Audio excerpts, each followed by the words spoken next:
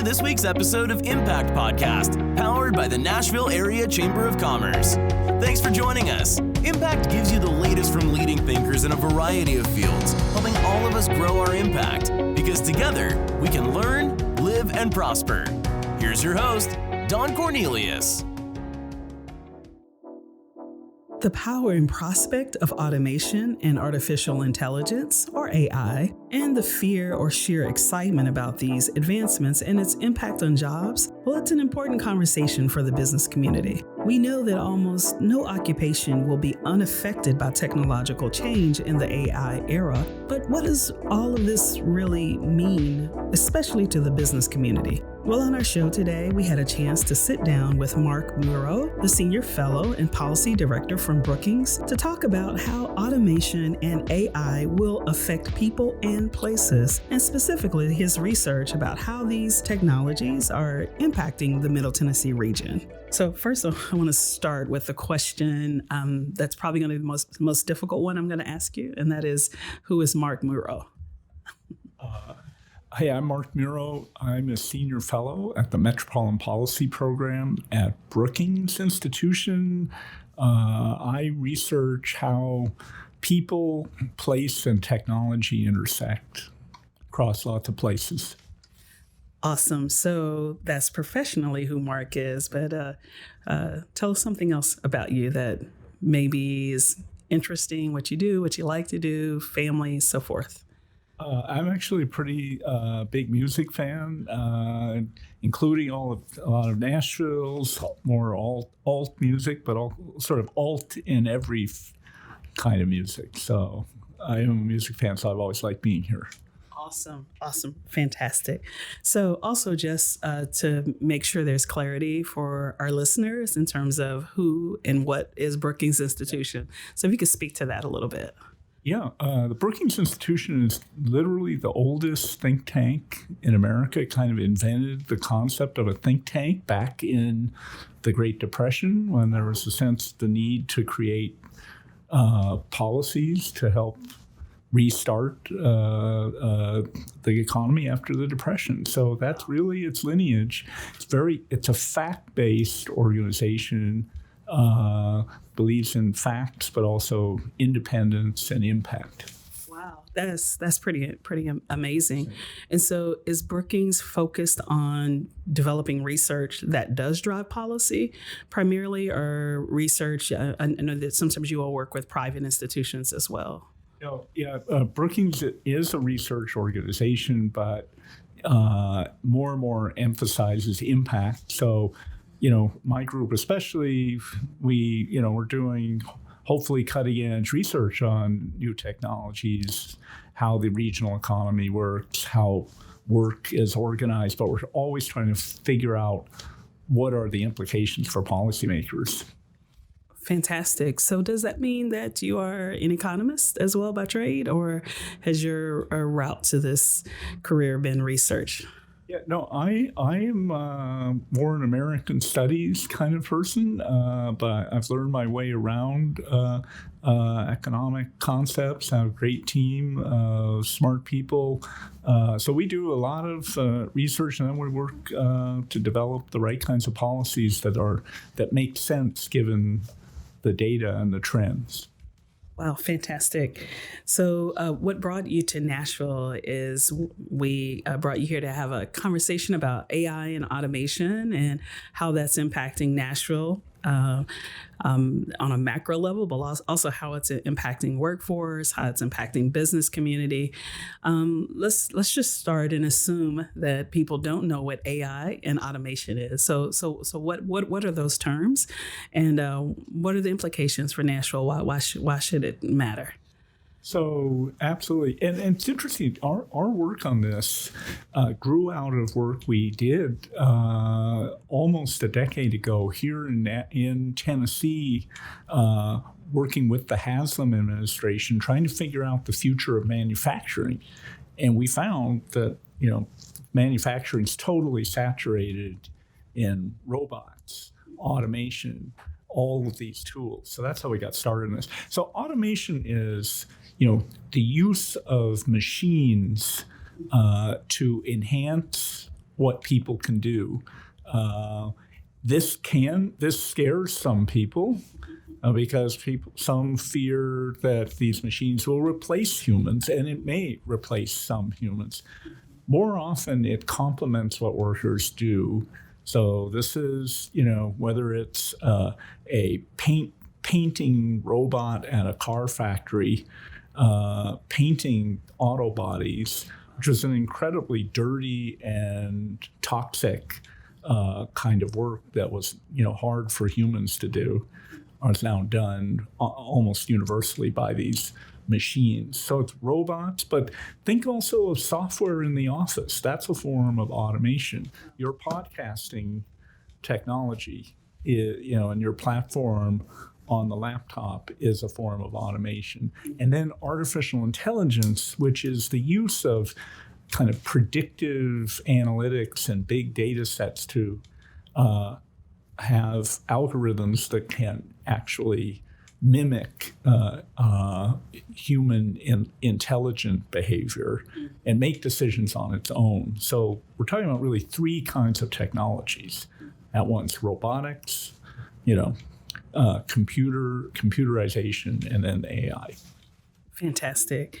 And so I know that Brookings, and specifically you and your team, has done quite a bit of research into how these technologies are impacting work in the Nashville area.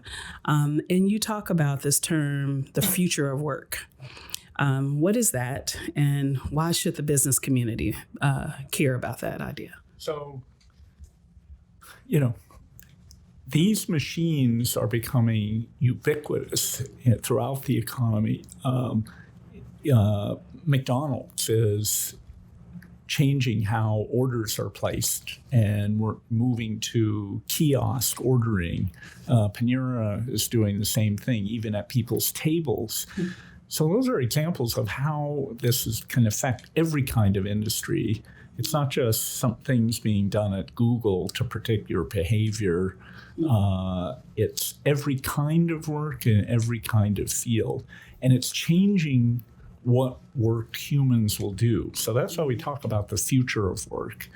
I kind of sometimes think we're talking about the present of work because we're already dealing with so much of these technologies. But business people need to understand that these technologies are going to be crucial to the effectiveness and productivity and success of their companies, and that's going to really change how they organize their workers and what their workers are doing, hence the future of work, which I think is changing rapidly. I remember from your presentation, you shared a number of 26% of all jobs in Nashville, essentially 1 out of 4 of those positions that could be automated. What should that be a cause for concern for employers, particularly the employees? And I know as well, you talk about how that it will also, not only will these jobs be automatable, but the fact that it's actually going to potentially increase demand and increase revenue. Can you just speak to that a little bit? Right. So there's no doubt that automation spooks people. People listening to this are going to be thinking it's a sort of form of a horror movie. There's a lot of anxiety about machines and how machines will interact with people. And it's often assumed that people can't compete against machines. I don't believe that. But I think what we are talking about is, the substantial way that these technologies could replace, and it's usually not whole jobs, but pieces of jobs, tasks within jobs. We calculate something about 26% of jobs could be substantially changed. That doesn't mean that those jobs will go away. Mm-hmm. And it means this might be over the next 5 to 10 years. So I kind of see that as a relatively reassuring number. I mean, folks on some like Andrew Yang, the presidential campaign, on the presidential candidate talks about a kind of robot apocalypse and mass unemployment. We don't see that in our work at Brookings, but we see constant flux, kind of a stressful transition, especially for low and middle skilled jobs. Low and middle skilled workers are going to have to be dealing with this. Is 26% over a decade big change or little change? I think it's not huge change. I think it's manageable. But all of this means we need to get better at doing the things we do to help workers either get educated, keep learning, or get adjusted to transitioning to new jobs. That's what this does. It ratchets up that concern. And employers, workforce people, business leadership needs to be on it.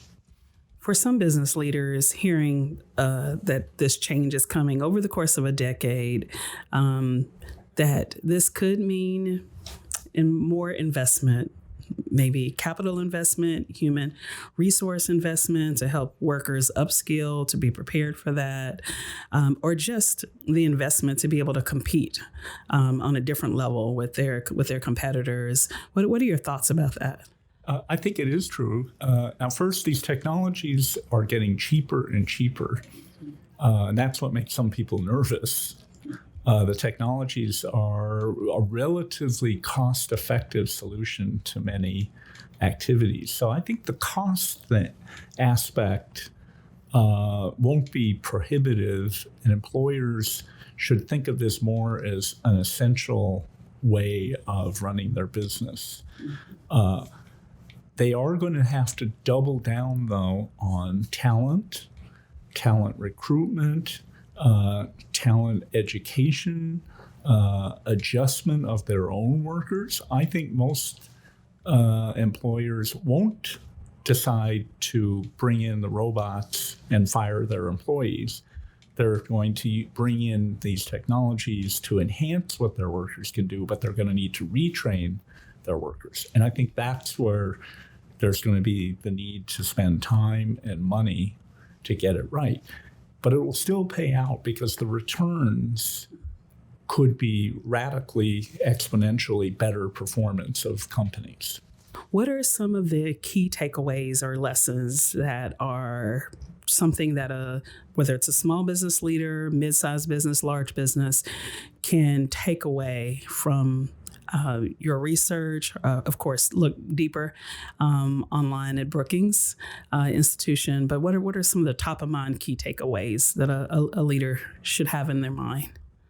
Okay, two. One is my little mantra: tech empowers, but tech also divides. So we have to be careful of these technologies to make sure that we're accentuating their ability to help companies and workers prosper, and that they don't just add to our many economic gaps, because they will make some people more productive and they could be harmful to some who don't have the right skills. The big challenge is going to be to pile on to the things we know are important in terms of education, training, adjustment. That's the important thing. My final takeaway is, in the words of Elon Musk, the CEO of Tesla, humans are underrated. That's what he concluded after a challenging year of trying to get the robots to build Tesla cars. And he came away thinking humans are pretty cool. So I think we have to keep our eye on that and not view this as an inherently kind of zero-sum, transaction that will hurt people. Humans will get better and need to get better and better at what we do that the machines can't. Fantastic. I think that's a great way to end our conversation. Humans are cool. Awesome. Thank you so much for your time. Thanks for having me. Thanks for listening to this week's episode of Impact Podcast, powered by the Nashville Area Chamber of Commerce. Remember to subscribe to our show and check out our website for upcoming programming and events which can help you and your business grow your impact. Thanks to our members and sponsors. See you next time.